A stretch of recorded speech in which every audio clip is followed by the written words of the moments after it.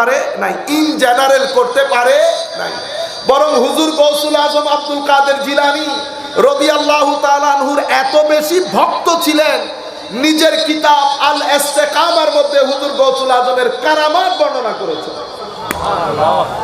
নিজের কিতাবের মধ্যে হুজুর গৌসুল আজমের কারামাত বর্ণনা করেছেন এবং বলতে বাধ্য হয়েছে যে শেখ আব্দুল কাদের জিলানী শুধু শরীয়তের আলেম ছিলেন না, কালি যেমন ছিলেন তেমন হালিও ছিলেন। ব্রেইনের মধ্যে যেমন ছিল, সিনাবর্তী নূরও ছিল, যার কারণে খালকে খুদা পৃথিবীর মানুষ ওনার কাছ থেকে বেধড়ক উপকৃত হয়েছে ওনার মজলিসে বসে। কেন?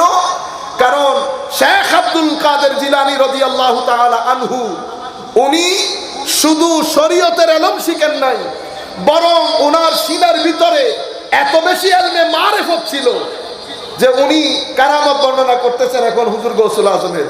তো আমার শেখ ইবনে তাইমিয়া হুজুর গৌসুল আজমের নাতি ছাত্র এবং উনি তরিকত ও তাসাউফকে ইন জেনারেল না করতে পারে নাই। কেন? তরিকত ও তাসাউফকে অস্বীকার করা অনেক সময় ইসলামকে অস্বীকার করার নামান্তর হয়। সেই কারণে উনি মৃত্যুর আগে ওসিয়ত করে গেছেন যে আমি মারা গেলে আমাকে যেন সুফিদের কবরস্থানে দাফন করা হয়।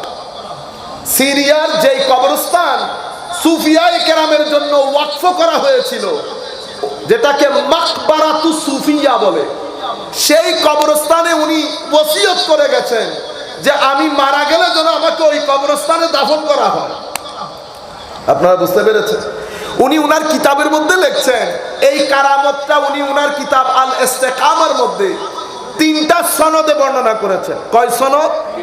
3 সনদ অনেক গুরুত্বপূর্ণ জিনিস। আমাদের এখন সনদ হারিয়ে গেছে, যার যা মন চাই বলে চলে যায়।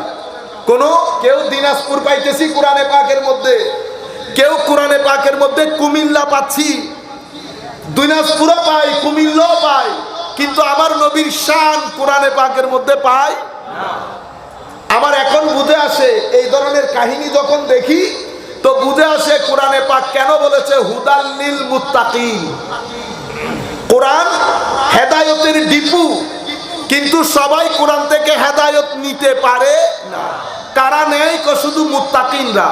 তো বাকি ইউদিল্লু বিহি কাসীরা ওয়া ইয়াহদি বিহি কাসীরা। অনেকেই পথভ্রষ্ট হয়, অনেকে হেদায়েত পায়। এগুলা দেখলে বুঝে আসে। এই যে কুমিল্লা বলছেন, দিনাজপুর বলছেন, কেন? কোনো সনদ নাই, চেক এন্ড ব্যালেন্স নাই, কোনো মা বাবা নাই, যা মন চাই বলে চলে যাচ্ছেন। মনে রাখবেন, ইলমে দ্বীন ইমাম সুফিয়ান সাউরি রাদিয়াল্লাহু আনহু, এই দ্বীন সনদের উপর ডিপেন্ড করে। কিসের উপর? সনদের উপর। সনদ মানে হচ্ছে কার কাছ থেকে আপনি দ্বীনটা গ্রহণ করেছেন, কার কাছ থেকে ব্যাখ্যাটা গ্রহণ করেছেন, কার কাছ থেকে হাদিসটা গ্রহণ করেছেন, কার কাছ থেকে মাসআলাটা গ্রহণ করেছেন, কার কাছ থেকে গ্রহণ করেছেন, কে গ্রহণ করেছে। আপনারা বুঝতে পেরেছেন? তো বলা হচ্ছে সনদটাই দ্বীন।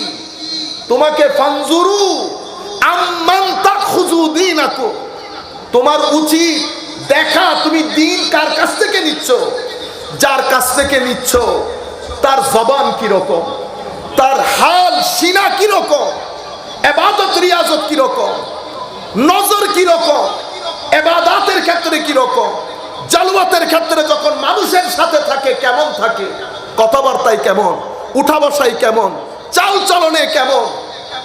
কারণ মনে রাখবেন, কেউ জবান দিয়ে কথা বলে আমাদের মতো, কিন্তু সিনার মধ্যে নূর নাই, সিনার ভিতরে নূর নাই।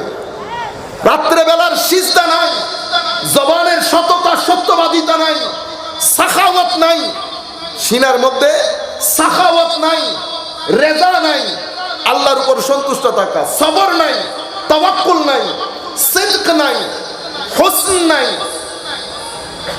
মুজাহাদা নাই, মুরাকাবা নাই, মুহাসাবা নাই, সাফায়ে কলব নাই, যাদের বিতর্কে পরিবর্তন করা হয় না, হিংসা থেকে, বিদ্বেষ থেকে, অহংকার থেকে, অশ্লীলতা থেকে, যাদের হালত পরিবর্তন হয় নাই, এমন ব্যক্তি যখন কথা বলবে ফিতনা হবে।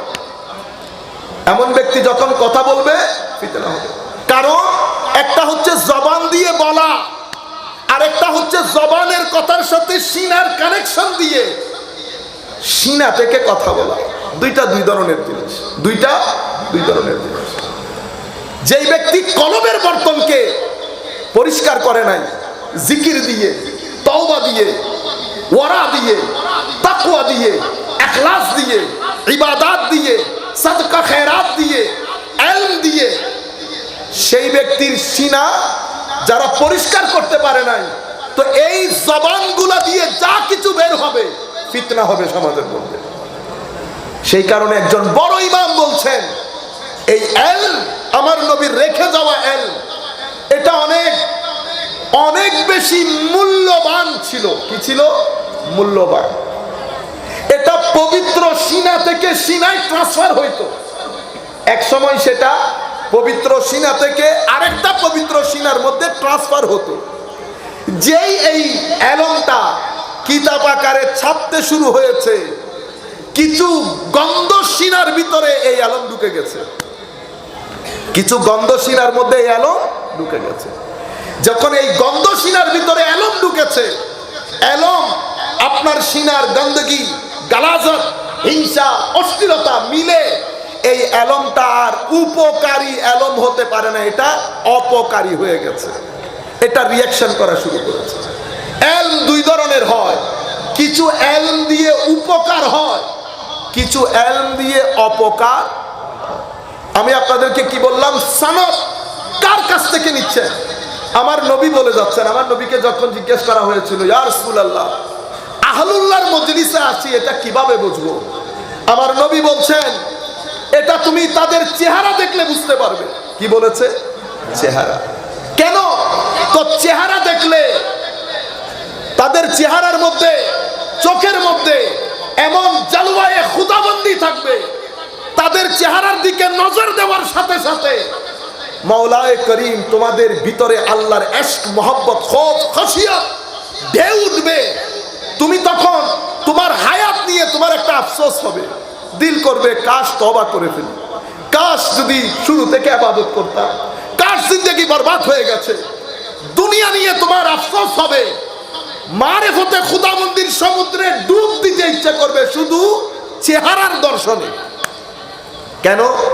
তো কারণ এই ব্যক্তিগুলাকে যখন মাওলা নিজের চাদরে আবৃত করেন, আমার আল্লাহ ডাক দিয়ে বলে, তুমি তোমার চোখ দিয়ে দেখো না, আমার চোখ দিয়ে দেখো।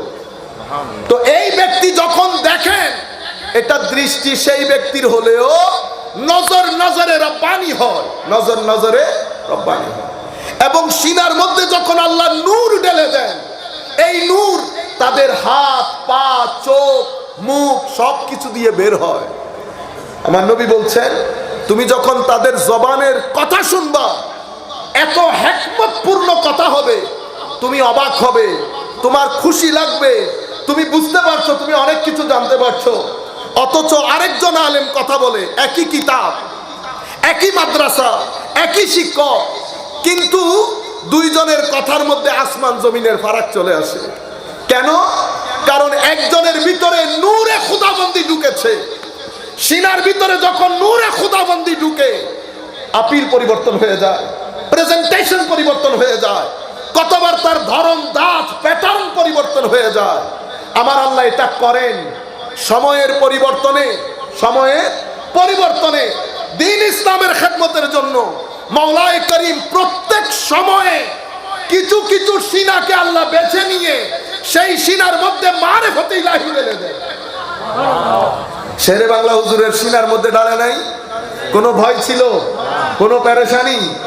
কিরকম ইলম, মনে হয় যেন ইলমের সমুদ্রের মধ্যে ঢেউ খেলছে। কখনো আমি ভুলে গেছি, মনে করতে পারছি না, বলেছে বলে নাই।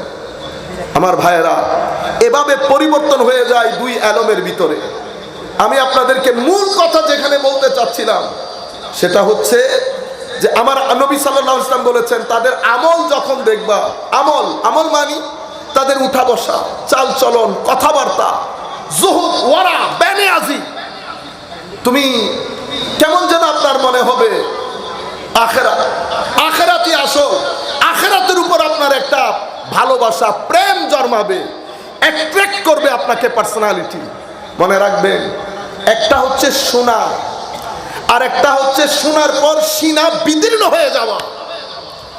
আমার ভাইয়েরা, সেই কারণে সবাই বক্তা আমাদের মতো আর কি, রাত নাই, দিন নাই, কোনো আগা নাই, মাথা নাই, ইবাদত নাই, রিয়াজত নাই। ফিতনা কেন হচ্ছে? কারণ আমরা কেউ দাঈ ইলাল খায়র না।